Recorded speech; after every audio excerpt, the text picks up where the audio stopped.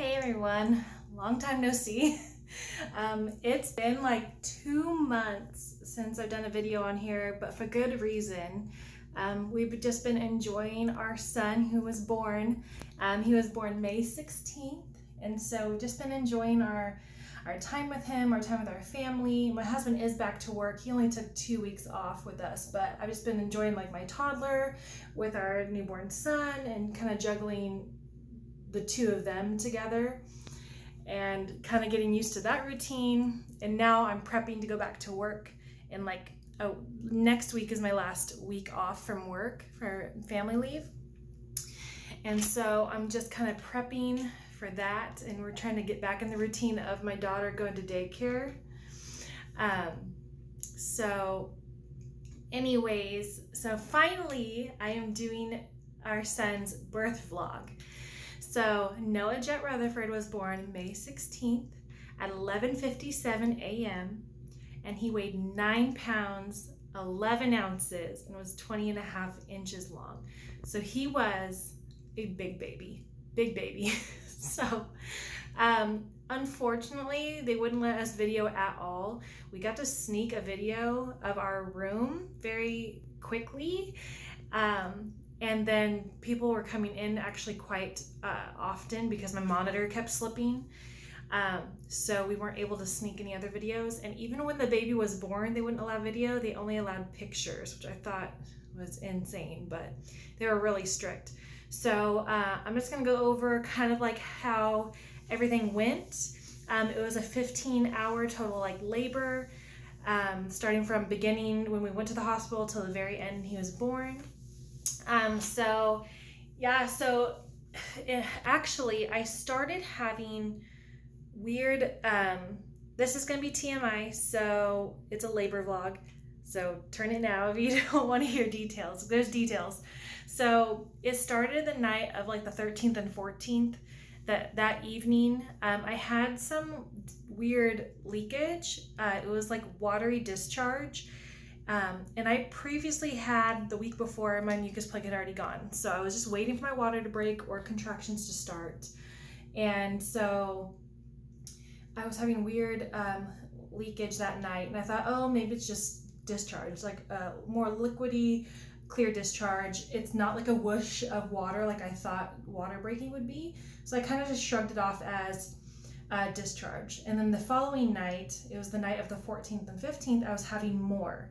And it was a lot more watery. So I thought, okay, either my water is leaking or I'm peeing myself at night and kind of not having any kind of, I'm not able to control it. And so it was kind of freaking me out. I told my husband and he's like, well, let's go in. I'm like, well, it's the 15th.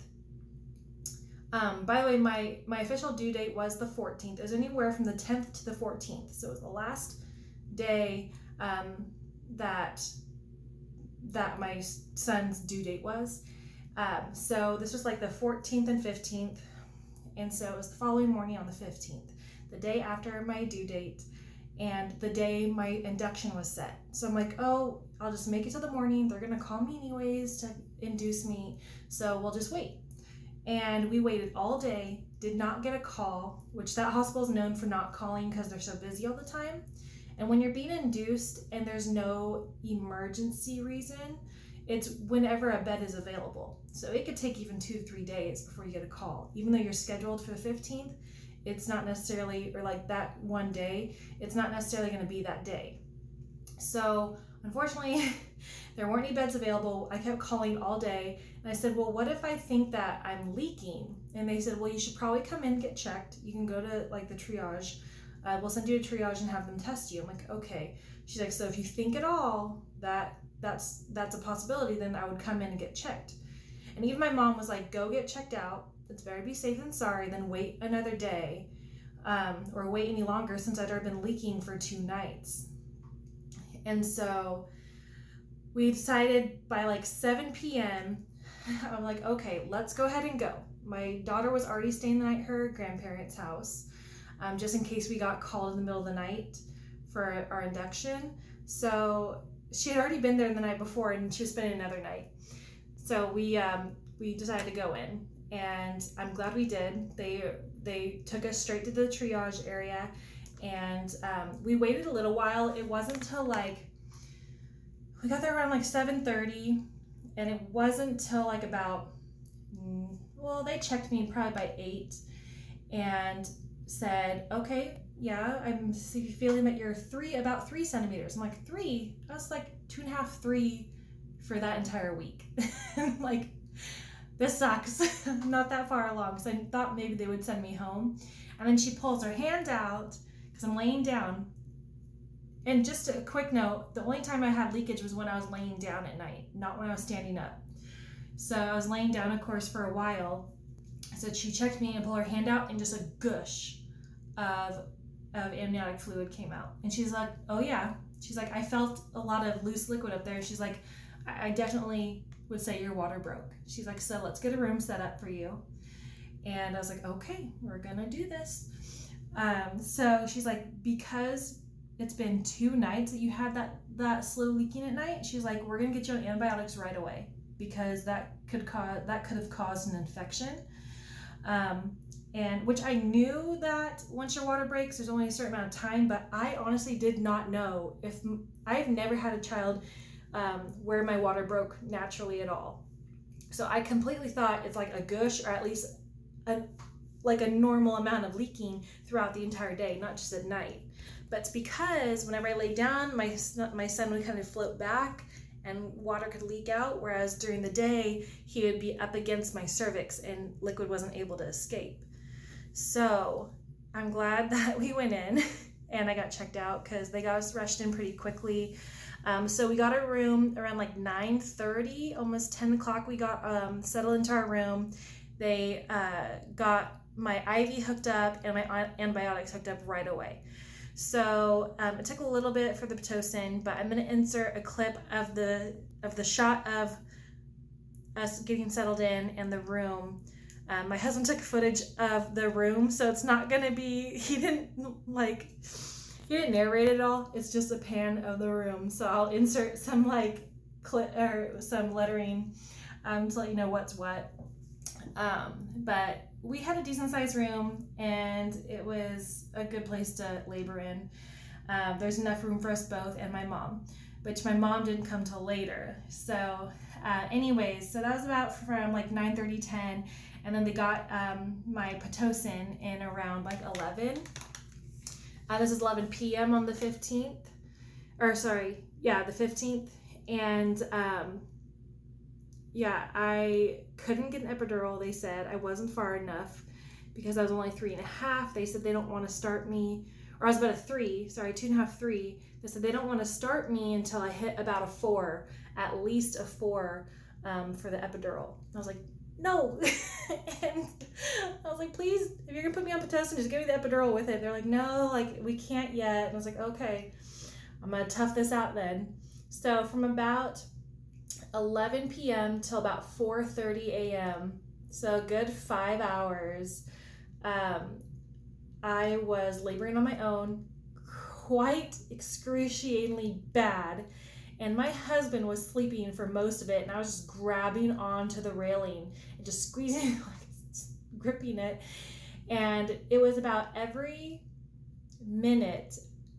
1 to 2 minutes, I was having a contraction at first when the Pitocin started, and they last about 30 seconds. Well, then it had gotten so bad, it was going about every 30 seconds, and it'd go on for about 45 seconds to a minute long. I would have them. So they were like back to back. Every 30 seconds, I'd have it for about a minute long.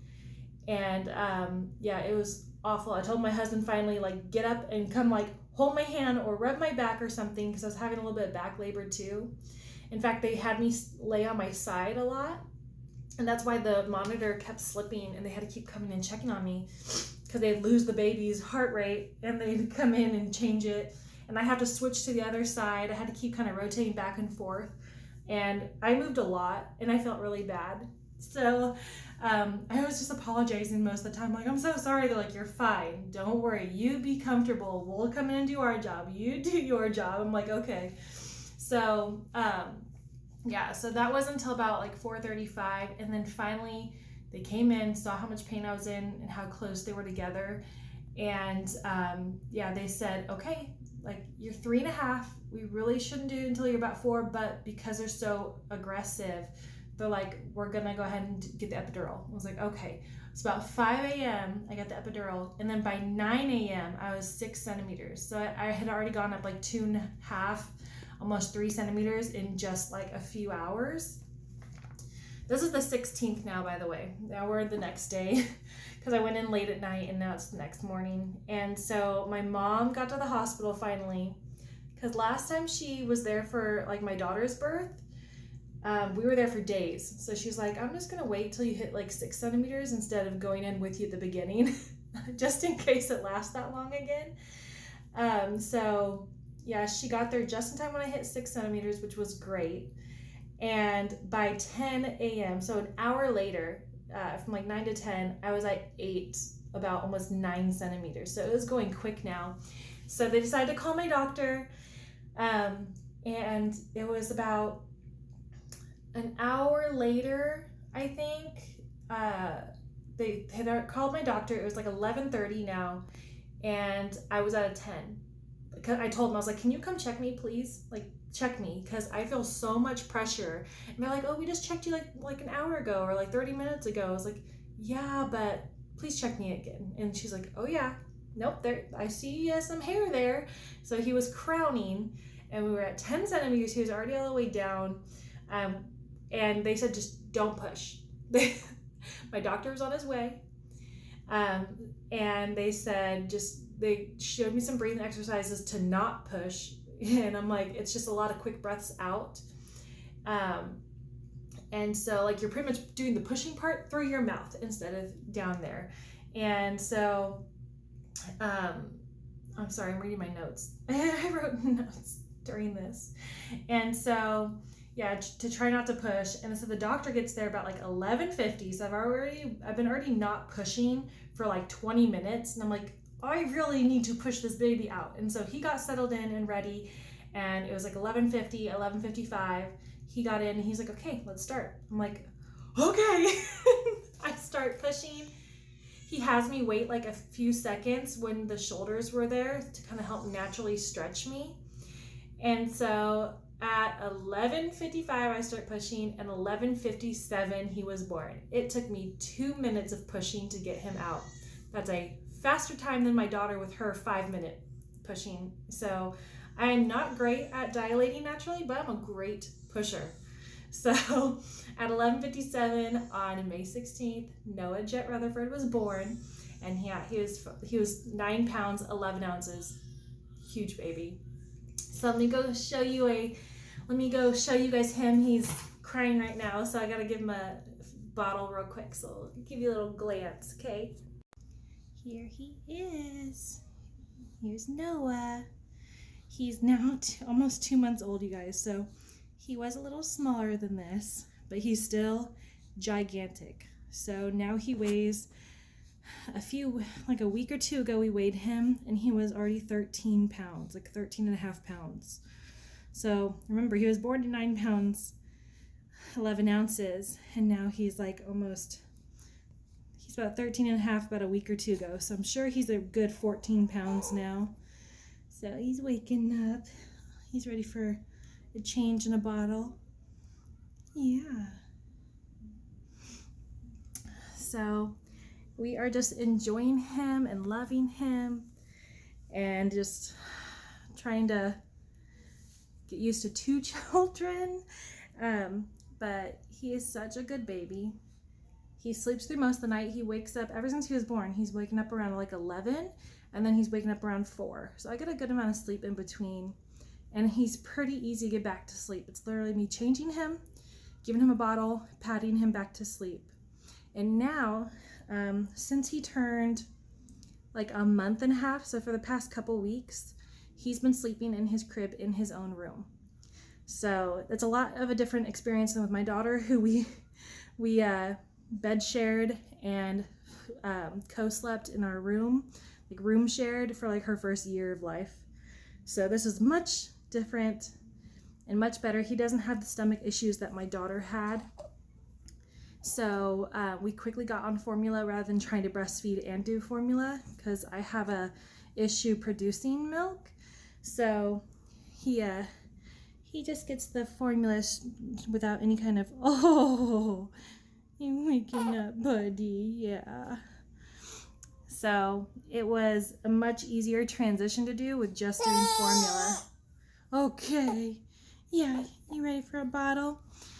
All right, guys. So if you want to just stay tuned and see the little slideshow, I'm going to show you guys some pictures of when he was born all the way up until now.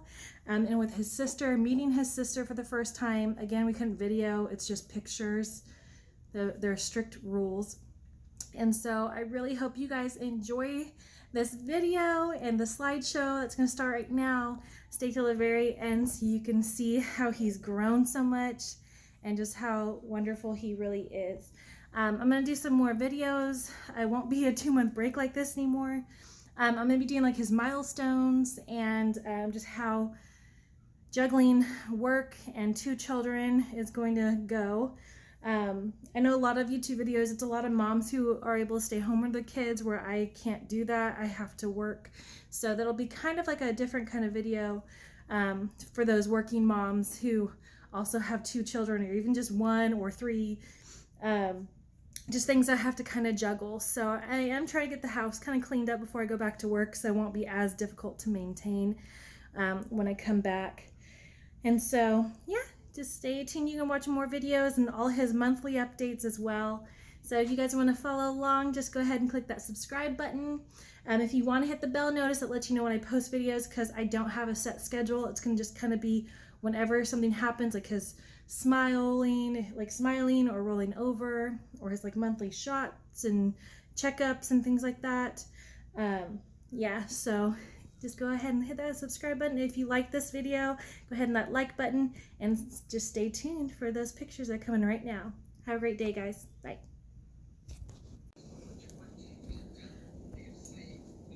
So we've been admitted to the hospital.